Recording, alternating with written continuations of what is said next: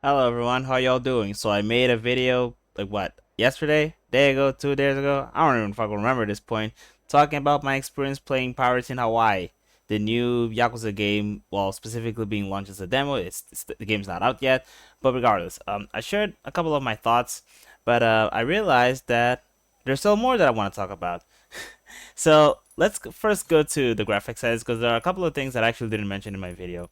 So the first one is that when you go to performance improvement settings, there's actually one for low latency mode. Now, initially when I saw this setting, I wasn't entirely sure what they meant, but after watching a couple of YouTube videos where people were testing the specific setting, it kind of confirmed what I assumed it was, which was anti-lag plus, which would be for AMD's case, and I guess with NVIDIA it would be NVIDIA Reflex or whatever the fuck they call it.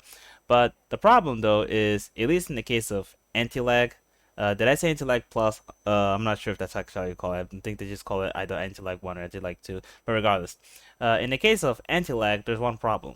This is me mostly speaking as an AMD user, which is the fact that anti-lag actually isn't supported on Linux.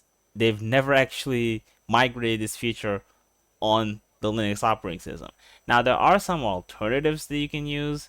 I think it's latency flex, which is actually meant to replace NVIDIA's reflex. Uh, in fact, if you actually look at some of the configurations that you typically have to create, it does seem like, at least with some of them, they're actually targeting specific API calls from NVIDIA. But supposedly it is meant to be vendor agnostic, so it should work with AMD as well. I haven't really tested myself because I've never really felt the need to use any type of like low latency software because I don't know, for the most part, I feel like the latency that I tend to experience in video games is about what I would expect for the frame rate that I'm getting. Maybe this game might not be the best example because it does have like an intentional input lag that I've already talked about in my previous video, but regardless. So I don't have access to anti-lag, which is a bit of a problem. I wouldn't say it's a problem, sorry. It might be a problem though if you enable frame generation. Now, funny thing is that actually, so you guys saw in the video that when I enable frame generation, it actually caused the menu to look a little bit brighter than usual. But I actually haven't tested frame generation to even confirm if it actually works or not. I'm gonna give the benefit of the doubt and say that it does work because it worked with the previous games. It's probably gonna work here as well. But there is a very easy way of telling. So when you enable this and you go to the frame limiter, in this case it actually doesn't. It used to show, for example, if it was 60 FPS, it would tell you, by the way, it's 60 FPS, but technically speaking, it's 30, but being duplicated into 60 using frame generation. But it's actually not showing the setting here. That's interesting. You used to do it before. Oh well. Doesn't matter because I'm not gonna fucking use this feature regardless. Now, there is one other thing that I also wanted to initially talk about in my previous video, which has to do with FSR 3.1.2, because um, I'm sure some of you have heard of RDNA 4, as in the 9000 series of graphics card that AMD is supposed to release next month, supposedly. I hope they don't fucking delay like it did before. I mean, we tend to say delay, but technically speaking, they never actually announced that they were going to be released in January. We're mostly basing it off of leaks that apparently they weren't supposed to be launched in January, which granted, that's more than likely the case, but technically speaking, they didn't delay it because they never announced it in the first place. But regardless, like one of the features that they're going to introduce with RDNA 4 is FSR 4. And FSR 4 has this thing where if you have a game that has FSR 3.1, you can actually override the DLL into FSR 4. And so in theory, this feature, because in the past, whenever Nvidia and AMD have to introduce like a new version of either DLSS or FSR, it's usually a case where they have to like cooperate with the developers to either upgrade it or introduce it to for the first time if they didn't really have an upscale. If, for example, if it's a new game, they might like collaborate with either vendors to integrate this newer version of the upscaler. But supposedly, in the case of FSR 4, it's not as much of a requirement because you can upgrade from FSR 3.1 to 4 if you have an RDNA 4 card. Now the thing is, here's the problem: is that I'm not entirely sure if this supposed upgrade is gonna work on Linux, because apparently it's like a driver built-in upgrade. And the problem with driver built-in solutions that AMD tends to offer is that a lot of them depend on the Adrenaline software. And Linux doesn't have the Adrenaline software. And honestly, it's not even just about depending on it. Because, for example, let's look at Radeon Chill, the feature that AMD has in which you can set a specific minimum for how low the frame rate can get when the game is in idle. And then when there's movement, it'll go to whichever frame rate, usually, not usually, it's supposed to be higher, that you set up. And so it's kind of like a way of saving power, because for example, if you're just standing still, you probably don't need the game to run to render like 180 fucking frames per second. That's just a waste of energy. Well, if you're moving, obviously, but if you're not moving, if the character is just standing still, then you don't really need that. You're just consuming power for no fucking reason. The thing is that that's actually a really good tool. We don't fucking have that on Linux. You can find the setting on the Adrenaline software, but of course that doesn't necessarily mean that it's because we don't have Adrenaline that this feature doesn't exist. This feature just doesn't exist on Linux at all. Like there's this specific feature is not available on any of the open source drivers. I don't even think it's available in any of the proprietary drivers. And the same is the case, for example, with AFMF. This FSR4 override thing is, to me, is a bit of an AFMF situation in which FSR4 I'm sure probably will work on Linux, because in general AMD, they do try to, like, especially with their upscaling tools, they do try to make a lot of that stuff available on Linux and other, usually also with other GPUs. In this case, I think FSR4 is gonna specifically be exclusive to RDNA 4. Maybe they might create like a slightly inferior version for RDNA 3, because RDNA 3 does have AI accelerators, but they're much weaker than the one that's supposed to be on RDNA 4.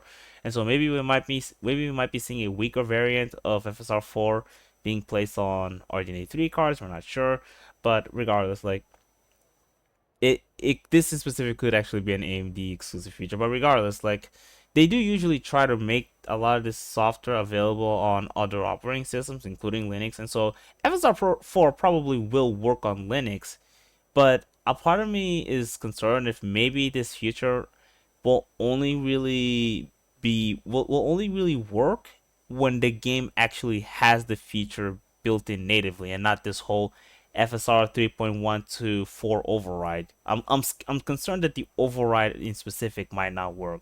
But then again, I'm not sure. Maybe it will, maybe it won't. We kind of have to wait and see. I am glad that the game does have 3.1 in specific, because at least in theory, especially for Windows users, you're definitely gonna get a FSR4 boost if you buy an RDNA 4 card. But for Linux users, I don't know. We kind of just have to wait to see what's gonna happen. Now, one other thing that I've kind of noticed while I was playing the game, so I might even include like a gameplay footage just to kind of show what I mean by that, because I'm not sure if I'm gonna be able to exactly show you through gameplay and also me commenting.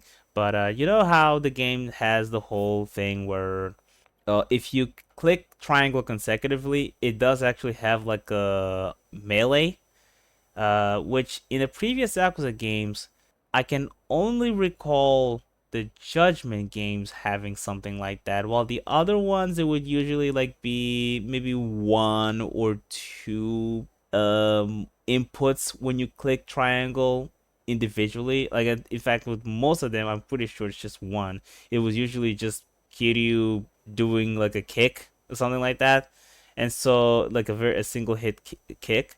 And Judgment, I think it's two hit, if I'm not mistaken. But in this game in specific, it does seem to be multi-hit, and so it almost feels like its own different auto combo. But obviously, it's not as variant as the light attacks with square, because with lights you can go up to 5 inputs, and from 1 to 4 you can launch, well, actually no, even up to 5 you can click click those light attacks and then click a heavy attack, which will indicate a triangle, and it'll connect a different attack based on how many light attack inputs that you clicked.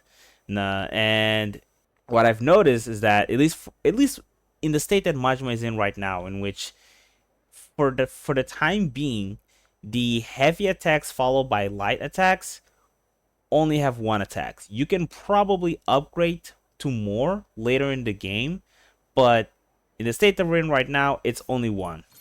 And what's interesting is when you do the heavy attack that's followed by a light, you can also follow that up with the triangle melee, and it seems to be pretty snappy. Like it's very fast at connecting all of them, and so like there's no specific like delay that could. In fact, because the thing that I've noticed is that normally when you hit the opponent with a heavy attack, it'll actually leave them stunned a little bit. And what I've noticed is that when you do the triangle melee, it seems to be a much more effective way of extending the combo because if you try to, for example, do a heavy attack and then try to do a light attack, you might not be able to do it depending on the distance you have with the opponent because sometimes certain heavy attacks might launch the opponent to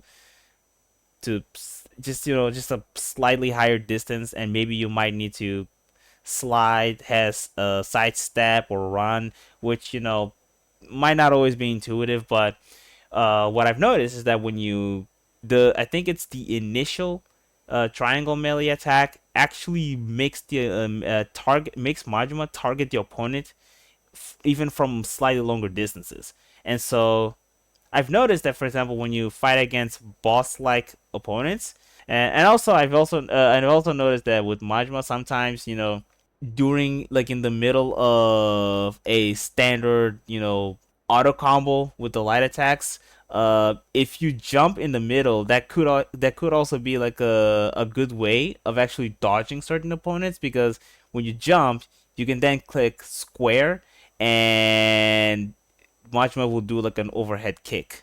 And so yeah, the more I'm playing this game, the more I'm starting to learn just how to play with Majima.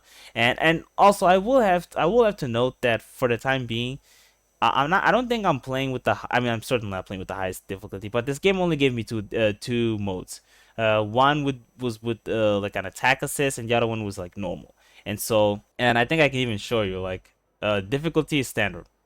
Uh, there's only action assist and standard assist. There's no easy, normal, and hard. And so this is not the highest difficulty. And a part of me is wondering if some of the things that I'm currently learning right now will they hold up when I play at higher difficulties. I'm not sure, but I'm learning. I'm learning how to play the game, and honestly, I think that people that are much more experienced with the Yakuza game than I am are gonna find even sweeter, even saucier tech that, goddamn, I can't wait to see. I think this game is gonna be. I think it's gonna make a lot of people happy with the combat. I actually do believe that it's making me happy, and yeah, I honestly I can't wait to play this game. And yeah, I think that's all I have to share.